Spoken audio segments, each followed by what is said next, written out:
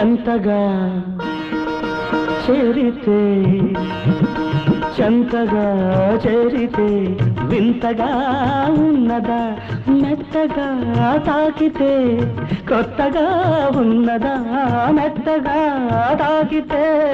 కొత్తగా ఉన్నదా నిన్న కలగా ఉన్నది నేడు నిజమవుతున్నది నిన్న కలగా ఉన్నది నేడు నిజమవుతున్నది అనుకున్నది అనుభవమైతే అంతకన్నా ఏమున్నది వయసు దారి తీసింది వలపు ఉరకలేసింది మనసు వెంబడించింది నిమిషమాగక మనసే వెంబడించింది నిమిషమాగక రెక్కలు తొడిగిన